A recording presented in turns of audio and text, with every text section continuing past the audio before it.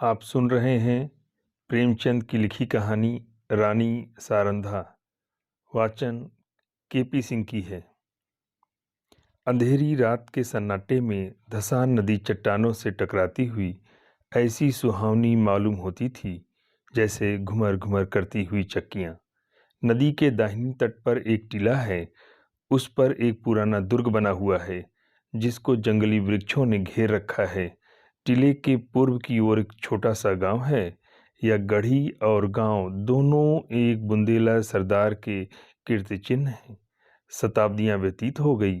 बुंदेलखंड में कितने ही राज्यों का उदय और अस्त हुआ।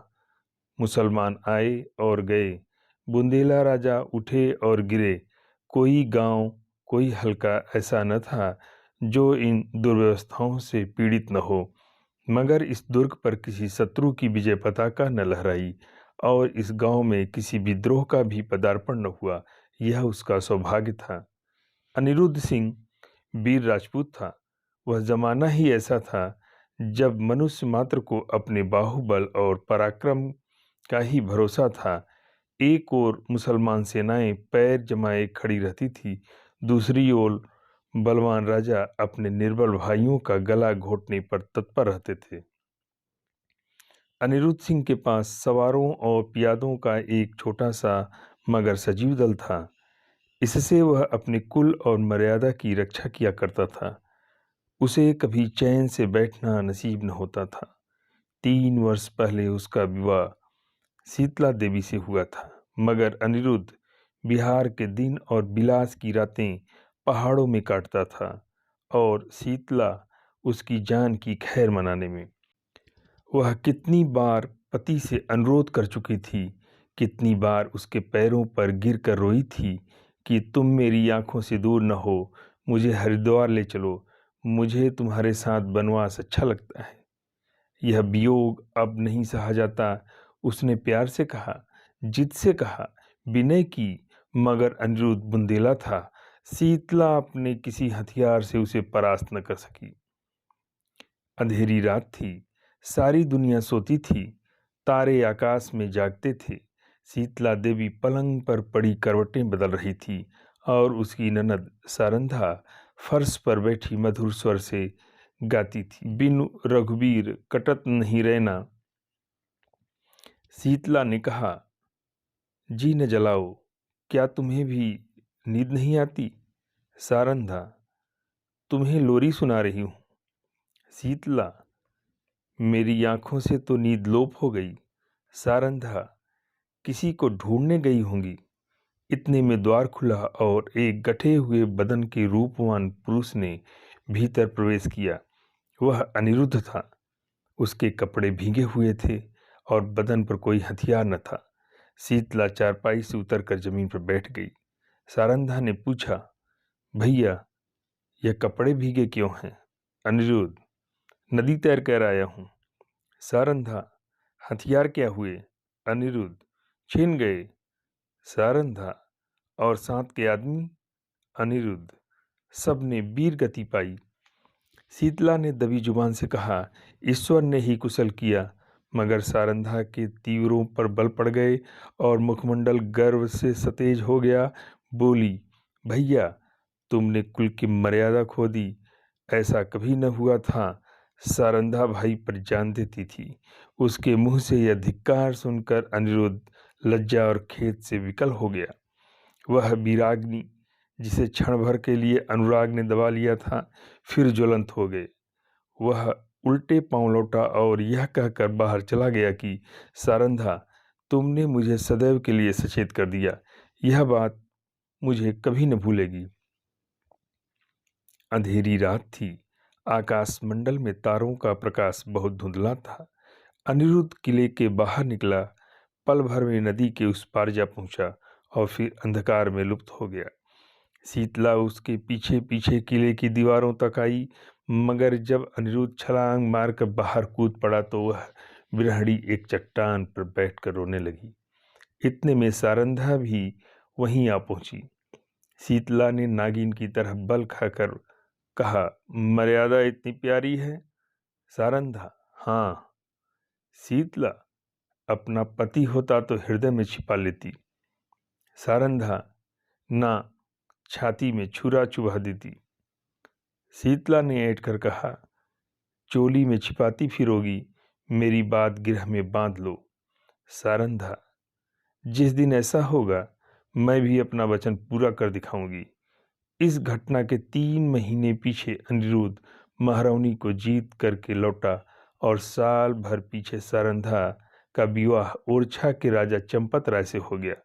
मगर उस दिन की बातें दोनों महिलाओं के हृदय स्थल में कांटे की तरह खटकती रही। राजा चंपत राय बड़े प्रतिभाशाली पुरुष थे।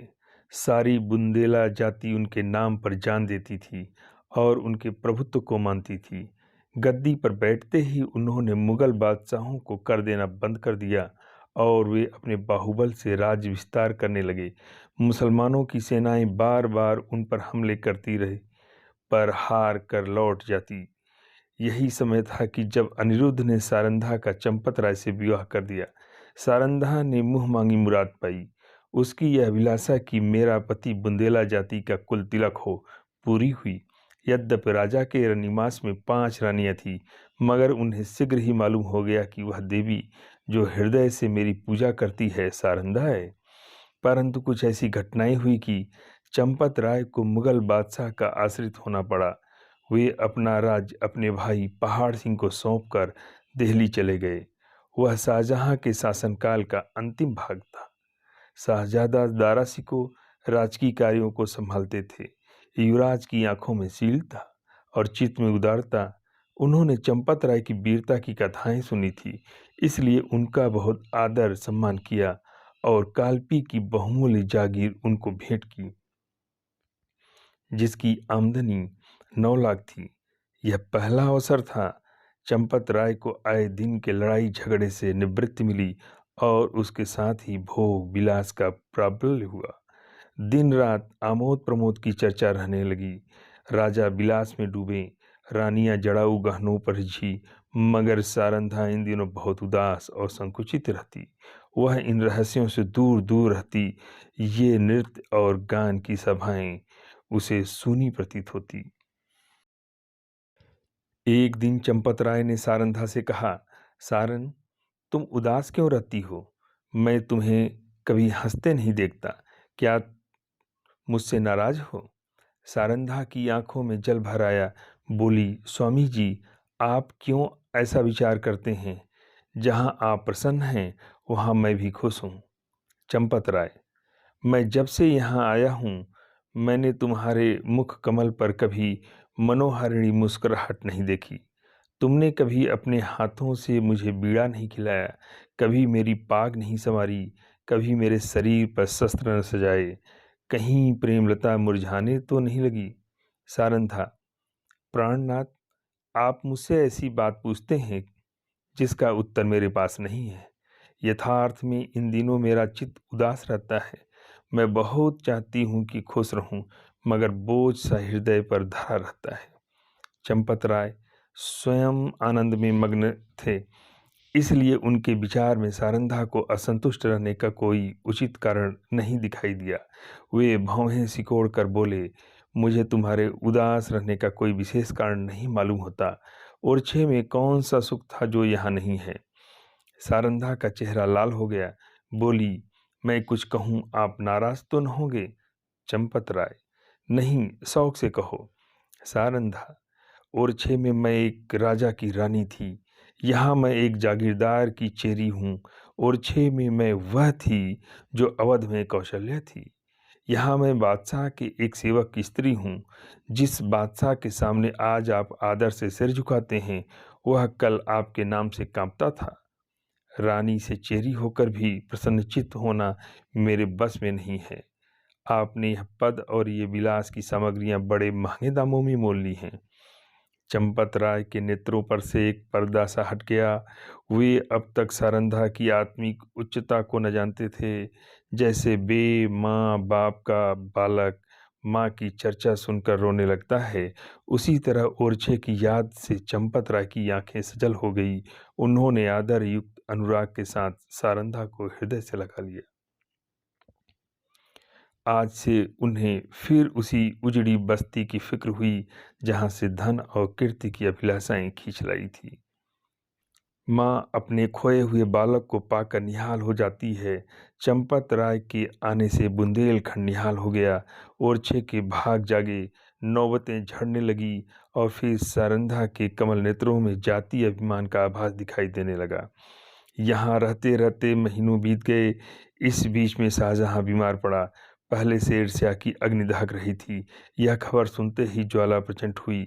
संग्राम की तैयारियां होने लगी। शहजादे मुराद और मुइद्दीन अपने अपने दल सजाकर दक्षिण से चले। वर्षा के दिन थे। उर्वरा भूमि बिरंग के रूप भरकर अपने सौंदर्य को दिखाती थी। मुराद और मुइद्दीन उमंगों से भरे हुए कदम बढ़ाते चले आ रहे थे। यहाँ तक कि धौलपुर के निकट चंबल के तट पर आ पहुँचे, परंतु वहाँ उन्होंने बादशाही सेना को अपने शुभागमन के निमित्त तैयार पाया। शहजादे अब बड़ी चिंता में पड़े। सामने अगम्य नदी लहरें मार रही थी, किसी योगी के त्याग के सदृश। विवश होकर चंपत राय के पास संदेश भेजा कि खुदा के लिए आकर हमारी डूबती हुई नाव को पाल लगाइए। राजा ने भवन में जाकर सारंधा से पूछा, इसका क्या उत्तर दूं? सारंधा, आपको मदद करनी चाहिए। चंपत राय, उनकी मदद करना दारासिकों से बैर लेना है। सारंधा, यह सत्य है, परंतु हाथ फैलाने की मर्यादा भी तो निभानी चाहिए। चंपत राय, प्रिय, तुमने सोचकर जवाब नहीं दिया। सारंधा, प्राणनाथ, मैं अच्छी तरह जानती हूँ कि यह मार्ग कठिन है और अब हमें अपने योद्धाओं का रक्त पानी के समान बहाना पड़ेगा, परंतु हम अपना रक्त बहाएंगे और चंबल की लहरों को लाल कर देंगे। विश्वास रखिए कि जब तक नदी की धारा बहती रहेगी, वह हमारे वीरों की कीर्तिगान करती रहेगी। जब तक बुंदेलों का एक भी नाम लेवा रहेगा, ये रक्त बिंदु उसके माथे पर केसर का तिलक बनकर चमकेंगे। वायुमंडल में मेघराज की सेनाएं उमड़ रही थी। ओरछे के किले से बुंदेलों की एक काली घटा उठी और बेग के साथ चंबल की तरफ चली। प्रत्येक सिपाही वीर रस से झूम रहा था।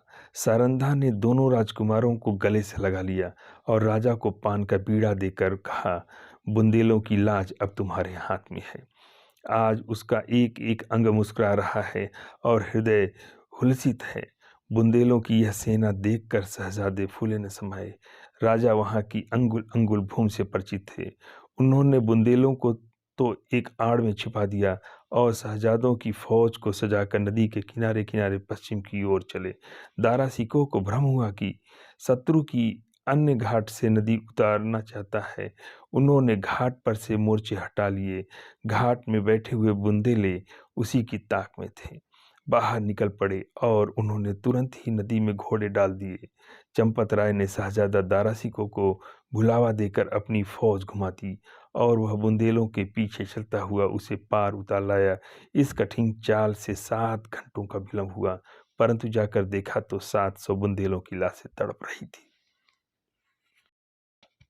राजा को देखते ही बुंदेलों की हिम्मत बंधी। शहजादों की सेना ने भी अल्लाह अकबर की ध्वनि के साथ धावा किया। बादशाही सेना में हलचल पड़ गई। उनकी पंक्तियां छिन्न भिन्न हो गई। हाथों हाथ लड़ाई होने लगी। यहाँ तक कि शाम हो गई।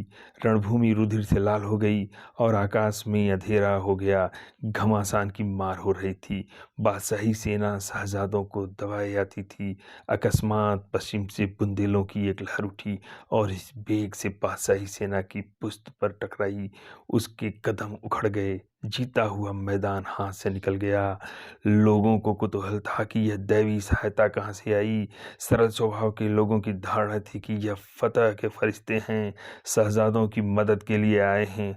परंतु जब राजा चंपत राय निकट गए तो सारंधा ने घोड़े से उतरकर उनके पैरों पर सिर झुका दिया। राजा को असीम आनंद हुआ। यह सारंधा थी। समरभूमि का दृश्य इस समय अत्यंत दुखमय था।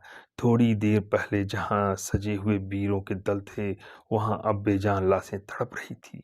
मनुष्य ने अपने स्वार्थ के लिए अनादिकाल से ही भाइयों की हत्या की है। अब विजयी सेना लूट पर टूट पड़ी। पहले मर्द मर्दों से लड़ते थे। वह वीरता और पराक्रम का चित्र था। यह नीचता और दुर्बलता की ग्लानिप्रद तस्वीर थी। उस समय मनुष्य पशु बना हुआ था, अब वह पशु से भी बढ़ गया है। इस नोच खसोट में लोगों को बादशाही सेना के सेनापति बली बहादुर खां की लाश दिखाई दी। उसके निकट उसका घोड़ा खड़ा हुआ अपनी दुम में मक्खियां उड़ा रहा था। राजा को घोड़ों का शौक था। देखते ही वह उस पर मोहित हो गया। यह इराकी जाति का अति सुंदर घोड़ा था। एक एक अंग सांचे में ढला हुआ, सिंह की सी छाती, चीते की सी कमर। उसका यह प्रेम और स्वामी भक्ति देखकर लोगों को बड़ा कुतूहल हुआ। राजा ने हुक्म दिया, खबरदार, इस प्रेमी पर कोई हथियार न चलाए। इसे जीता पकड़ लो, यह मेरे अस्तबल की शोभा बढ़ाएगा। जो इसे मेरे पास ले आएगा उसे धन से निहाल कर दूंगा। योद्धागण चारों ओर से लपके, परंतु किसी को साहस न होता कि उसके निकट जा सके। कोई पुचकार रहा था, कोई फंदे में फंसाने की फिक्र में था, पर कोई उपाय सफल न होता था। वहां सिपाहियों का मेला सा लग गया। तब सारंधा अपने खेमे से निकली और निर्भय होकर घोड़े के पास चली गई। उसकी आंखों में प्रेम का प्रकाश था, छल का नहीं। घोड़े ने सिर झुका दिया। रानी ने उसकी गर्दन पर हाथ रखा और वह उसकी पीठ सहलाने लगी। घोड़े ने उसके अंचल में मुख छुपा लिया। रानी उसकी रास पकड़कर खेमे की ओर चली। घोड़ा इस तरह चुपचाप उसके पीछे चला, मानो सदैव से उसका सेवक था। पर बहुत अच्छा होता कि घोड़े ने सारंधा से भी निष्ठुरता की होती। यह सुंदर घोड़ा आगे चलकर इस राज परिवार के निमित्त स्वर्ण जटित मृग साबित हुआ। शहजादा मुइनुद्दीन चंबल के किनारे से आगरे की ओर चला तो सौभाग्य उसके सिर पर मोरछल हिलाता था। जब वह आगरे पहुंचा तो विजय देवी ने उसके लिए सिंहासन सजा दिया। औरंगजेब गुणज्ञ था। उसने बादशाही अफसरों के अपराध क्षमा कर दिए, उनके राजपद लौटा दिए और राजा चंपत राय को उसके बहुमूल्य कृत्यों के उपलक्ष्य में 12,000 मनसब प्रदान किया। ओरछा से बनारस और बनारस से जमुना तक उसकी जागीर नियत की गई। बुंदेला राजा फिर राजसेवक बन गया। वह फिर सुख विलास में डूबा और रानी सारंदा फिर पराधीनता के शोक में घुलने लगी। बली बहादुर खां बड़ा वाक चतुर मनुष्य था। उसकी मृदुता ने शीघ्र ही उसे बादशाह आलमगीर का विश्वास पात्र बना दिया। उस पर राजसभा में सम्मान की दृष्टि पड़ने लगी। खां साहब के मन में अपने घोड़े के हाथ से निकल जाने का बड़ा शौक था। एक दिन कुंवर छत्रसाल उसी घोड़े पर सवार होकर सैर हो गया। वह खां साहब के महल की तरफ जा निकला। बली बहादुर ऐसे ही अवसर की ताक में था। उसने तुरंत अपने सेवकों को इशारा किया, राजकुमार अकेला क्या करता? पांव पांव घर आया और उसने सारंधा से सब समाचार बयान किया। रानी का चेहरा तमतमा गया। बोली, मुझे इसका शोक नहीं कि घोड़ा हाथ से गया, शोक इसका है कि तू उसे खोकर जीता क्यों लौटा। क्या तेरे शरीर में बुंदेलों का रक्त नहीं है? घोड़ा न मिलता न सही, किंतु तुझे दिखा देना चाहिए था कि एक बुंदेला बालक से उसका घोड़ा छीन लेना हंसी नहीं। यह कहकर उसने अपने 25 योद्धाओं को तैयार होने की आज्ञा दी। स्वयं अस्त्र धारण किए और योद्धाओं के साथ बली बहादुर खां के निवास स्थान पर जा पहुंची। खां साहब उसी घोड़े पर सवार होकर दरबार चले गए थे। सारंधा दरबार की तरफ चली और एक क्षण में किसी वेगवती नदी के सदृश बादशाही दरबार के सामने जा पहुंची। यह कैफियत देखते ही दरबार में हलचल मच गई। अधिकारी वर्ग इधर से उधर आकर जमा हो गए। आलमगीर भी सहन में निकल आए। लोग अपनी अपनी तलवारें संभालने लगे और चारों तरफ शोर मच गया। कितने ही नेत्रों ने इसी दरबार में अमर सिंह की तलवार की चमक देखी थी। उन्हें वही घटना फिर याद आ गई। सारंधा ने उच्च स्वर से कहा, खां साहब, बड़ी लज्जा की बात है, आपने वही वीरता जो चंबल के तट पर दिखानी चाहिए थी, आज एक अबोध बालक के सम्मुख दिखाई है। क्या यह उचित था कि आप उससे घोड़ा छीन लेते? बली बहादुर खां की आंखों में अग्नि ज्वाला निकल रही थी। वो एक कड़ी आवाज में बोले, किसी गैर को क्या मजाल है कि मेरी चीज अपने काम में लाए? रानी, वह आपकी चीज़ नहीं, मेरी है। मैंने उसे रणभूमि में पाया है और उस पर मेरा अधिकार है। क्या रणनीति की इतनी मोटी बात भी आप नहीं जानते? खां साहब, वह घोड़ा मैं नहीं दे सकता, उसके बदले में सारा अस्तबल आपकी नज़र है। रानी, मैं अपना घोड़ा लूँगी। खां साहब, मैं उसके बराबर जवाहरात दे सकता हूँ, परंतु घोड़ा नहीं दे सकता। रानी, तो फिर इसका निश्चय तलवार से होगा। बुंदेला योद्धाओं ने तलवारें सौंत ली और निकट था कि दरबार की भूमि रक्त से पल्लवित हो जाए। बादशाह आलमगीर ने बीच में आकर कहा, रानी साहिबा, आप सिपाहियों को रोकें। घोड़ा आपको मिल जाएगा, परंतु इसका मूल्य बहुत देना पड़ेगा। रानी, मैं उसके लिए अपना सर्वस्व खोने को तैयार हूँ। बादशाह, जागीर और मनसब भी। रानी, जागीर और मनसब कोई चीज़ नहीं है। बादशाह, अपना राज्य भी। रानी, हाँ, राज्य भी। बादशाह, एक घोड़े के लिए? रानी, नहीं, उस पदार्थ के लिए जो संसार में सबसे अधिक मूल्यवान है। बादशाह, वह क्या है? रानी, अपनी आन। इस भांति रानी ने अपने घोड़े के लिए अपनी विस्तृत जागीर, उच्च राज और राज सम्मान सब हाथ से खोया, और केवल इतना ही नहीं, भविष्य के लिए कांटे बोए। इस घड़ी से अंत दशा तक चंपत राय को शांति न मिली। राजा चंपत राय ने फिर ओरछे के किले में पदार्पण किया। उन्हें मनसब और जागीर के हाथ से निकल जाने का अत्यंत शोक हुआ, किंतु उन्होंने अपने मुंह से शिकायत का एक शब्द भी नहीं निकाला। वे सारंधा के स्वभाव को भली भांति जानते थे। शिकायत इस समय उसके आत्मगौरव पर कुठार का काम करती। कुछ दिन यहाँ शांतिपूर्वक व्यतीत हुए, लेकिन बादशाह सारंधा की कठोर बात भुला न सका था। वह क्षमा करना जानता ही न था। ज्यों ही भाइयों की ओर से निश्चय हुआ, उसने एक बड़ी सेना चंपत राय का गर्व चूर्ण करने के लिए भेजी और 22 अनुभवशील सरदार इस मुहिम पर नियुक्त किए। शुभकर्ण बुंदेला बादशाह का सूबेदार था। वह चंपत राय का बचपन का मित्र और सहपाठी भी था। उसने चंपत राय को परास्त करने का बीड़ा उठाया, और भी कितने ही बुंदेला सरदार राजा के विमुख होकर बादशाही सूबेदार से आ मिले। एक घोर संग्राम हुआ। भाइयों की तलवारें रक्त से लाल हुई।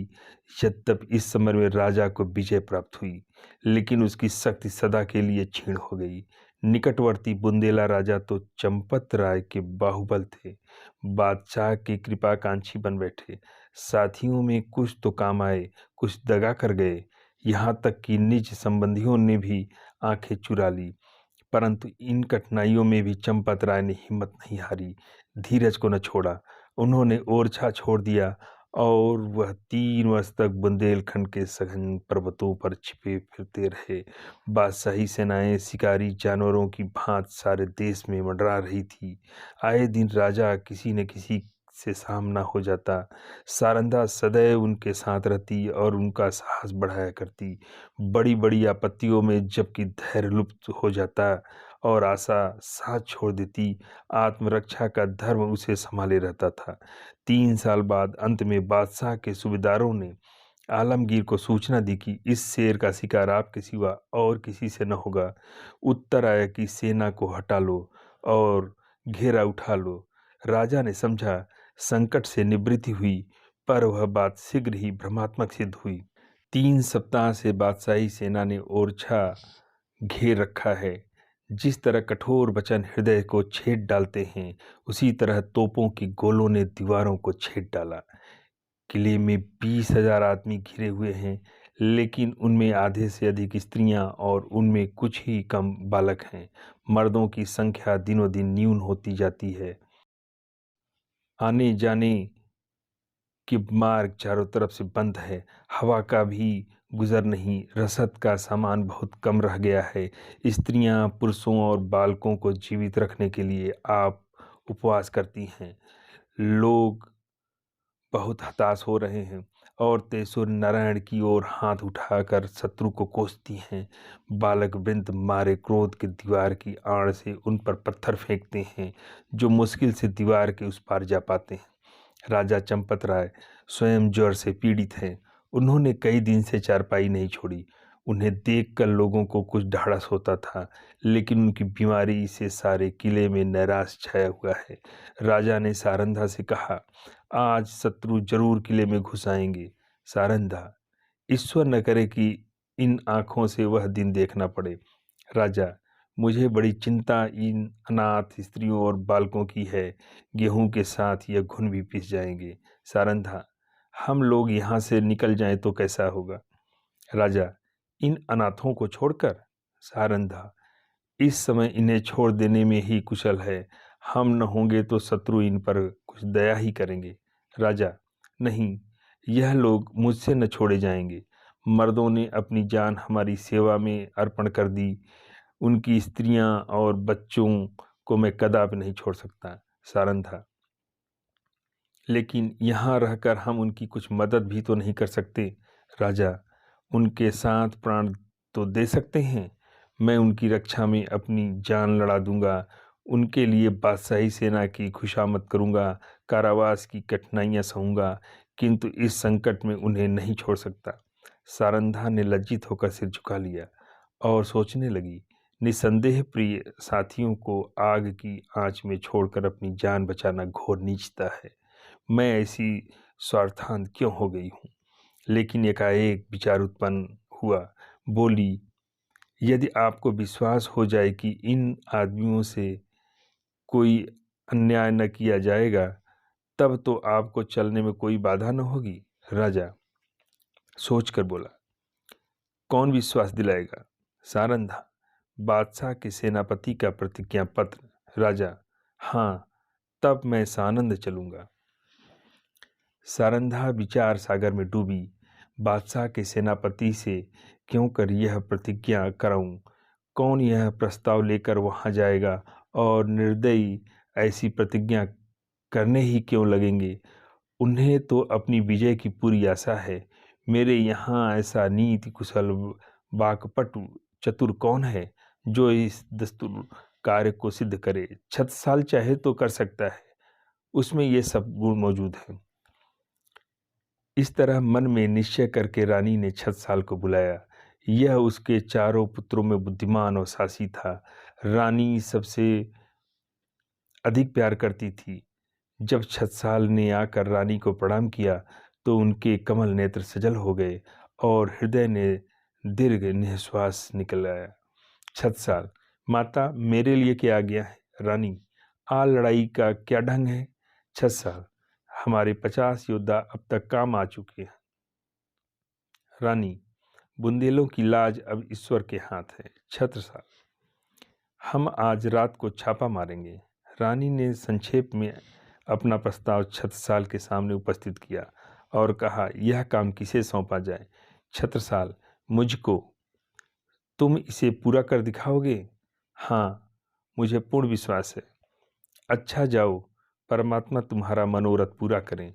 छत्रसाल जब चला तो रानी ने उसे हृदय से लगा लिया और तब आकाश की ओर दोनों हाथ उठाकर कहा, दयानिधि, मैंने अपना तरुण पुत्र बुंदेलों की आन के आगे भेंट कर दिया। अब इस आन को निभाना तुम्हारा काम है। मैंने बड़ी मूल्यवान वस्तु अर्पित की है, इसे स्वीकार करो। दूसरे दिन प्रातःकाल सारंधा स्नान करके थाल में पूजा की सामग्री लिए मंदिर की ओर चली। उसका चेहरा पीला पड़ गया था और आँखों तले अंधेरा छाया जाता था। वह मंदिर के द्वार पर पहुंची थी कि उसके थाल में बाहर से आकर एक तीर गिरा। तीर की नोक पर एक कागज का पुर्चा लिपटा हुआ था। सारंधा ने थाल मंदिर के चबूतरे पर रख दिया और पुर्चे को खोलकर देखा तो आनंद से चेहरा खिल गया। लेकिन यह आनंद क्षण भर का था। हाय, इस पुर्जे के लिए मैंने अपना प्रिय पुत्र हाथ से खो दिया। कागज के टुकड़े को इतने महंगे दामों में किसने लिया होगा? मंदिर से लौटकर सारंधा राजा चंपत राय के पास गई और बोली, प्राणनाथ, आपने जो वचन दिया था उसे पूरा कीजिए। राजा ने चौंक कर पूछा, तुमने अपना वादा पूरा कर दिया? रानी ने वह प्रतिज्ञा पत्र राजा को दे दिया।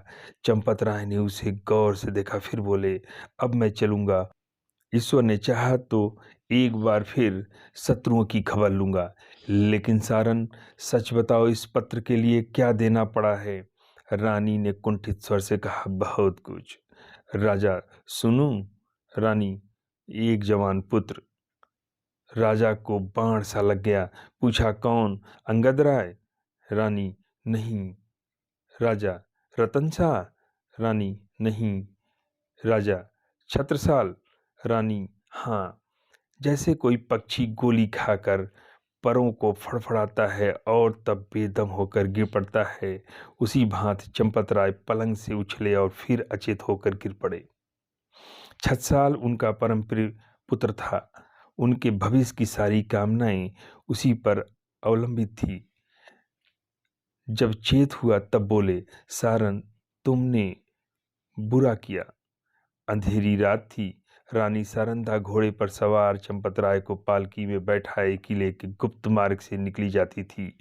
आज से बहुत काल पहले एक दिन ऐसी ही अंधेरी दुखमयी रात्रि थी। तब सारंधा ने शीतला देवी को कुछ कठोर वचन कहे थे।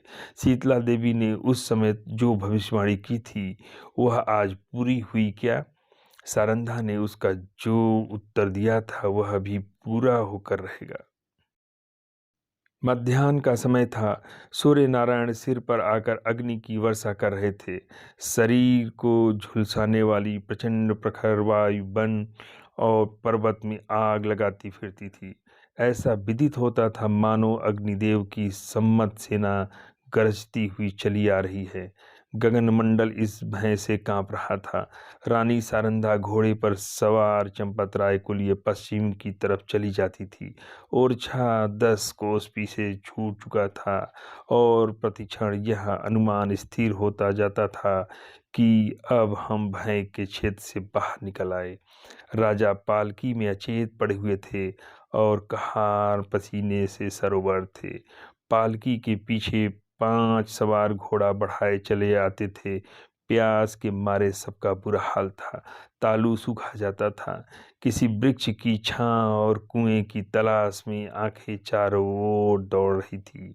अचानक सारंधा ने पीछे की तरफ फिर कर देखा तो उसे सवारों का एक दल आता हुआ दिखाई दिया।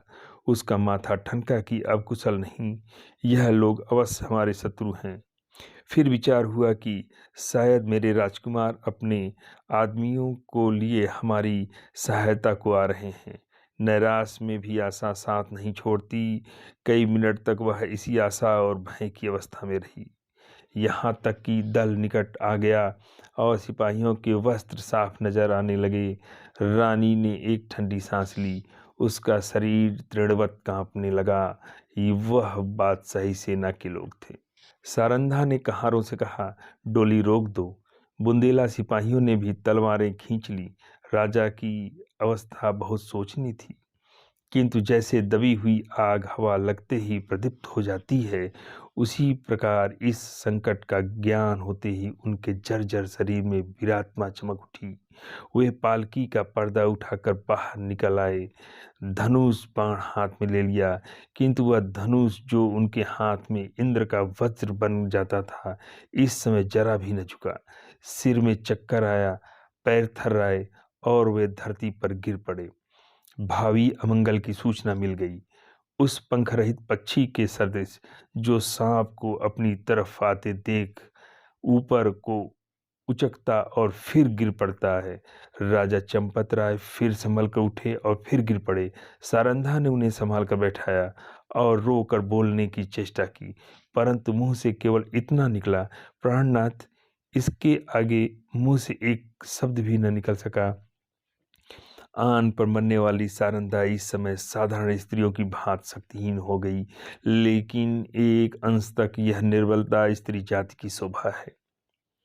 चंपत राय बोले, सारन, देखो, हमारा एक और वीर जमीन पर गिर गया। शोक, जिस आपत्ति से यावत जीवन डरता रहा, उसने इस अंतिम समय में आकर घेरा। मेरी आंखों के सामने शत्रु तुम्हारे कोमल शरीर में हाथ लगाएंगे और मैं जगह से हिल भी न सकूंगा। हाय, मृत्यु तू कब आएगी? यह कहते कहते उन्हें एक विचार आया। तलवार की तरफ हाथ बढ़ाया। मगर हाथों में दम न था। प्रिय, तुमने कितने ही अवसरों पर मेरी आन निभाई है। इतना सुनते ही सारंधा के मुरझाए हुए मुख पर लाली दौड़ आई। आंसू सूख गए इस आशा ने कि मैं पति के कुछ काम आ सकती हूँ। उसके हृदय में बल का संचार कर दिया। वह राजा की ओर विश्वासोत्पादक भाव से देखकर बोली, ईश्वर ने चाहा तो मरते दम तक निभाऊंगी। रानी ने समझा, राजा मुझे प्राण देने का संकेत कर रहे हैं। चंपत राय, तुमने मेरी बात कभी नहीं टाली। सारंधा, मरते दम तक न टालूंगी। राजा, यह मेरी अंतिम याचना है, इसे अस्वीकार न करना। सारंधा ने तलवार को निकालकर अपने वक्षस्थल पर रख लिया और कहा, यह आपकी आज्ञा नहीं है। मेरी हार्दिक अभिलाषा है कि मरूं तो यह मस्तक सांप के पद कमलों पर हो। चंपत राय, तुमने मेरा मतलब नहीं समझा। क्या तुम मुझे इसलिए शत्रुओं के हाथ में छोड़ जाओगी कि मैं बेड़ियां पहने हुए दिल्ली की गलियों में निंदा का पात्र बनूं? रानी ने जिज्ञासा दृष्टि से राजा को देखा। वह उनका मतलब न समझी। राजा, मैं तुमसे एक वरदान मांगता हूँ। रानी, सहर्ष मांगिए। राजा, यह मेरी अंतिम प्रार्थना है। जो कुछ कहूँगा करोगी? रानी, सिर के बल करूँगी। राजा, देखो तुमने वचन दिया है, इनकार न करना। रानी कांपते हुए, आपके कहने की देर है। राजा, अपनी तलवार मेरी छाती में चुभा दो। रानी के हृदय पर वज्रपात सा हो गया। बोली, जीवननाथ। इसके आगे वह और कुछ न बोल सकी। आंखों में निराश छा गया। राजा, मैं बेड़ियां पहनने के लिए जीवित रहना नहीं चाहता। रानी, मुझसे यह कैसे होगा? पांचवा और अंतिम सिपाही धरती पर गिर गया। राजा ने झुझलाकर कहा, इसी जीवन पर आन निभाने का गर्व था। बादशाह के सिपाही राजा की तरफ लपके। राजा ने नैराश्यपूर्ण भाव से रानी की ओर देखा। रानी क्षण भर अनिश्चित रूप से खड़ी रही, लेकिन संकट में हमारी निश्चयात्मक शक्ति बलवान हो जाती है। निकट था कि सिपाही लोग राजा को पकड़ लें। सारंधा ने दामने की भांति लपककर तलवार राजा के हृदय में चुभा दी। प्रेमी की नाव प्रेम के सागर में डूब गई। राजा के हृदय से रुधिर की धारा निकल रही थी, पर चेहरे पर शांति छाई हुई थी। कैसा हृदय है वह स्त्री जो अपने पति पर प्राण देती थी, आज उसकी प्राणघातिका है।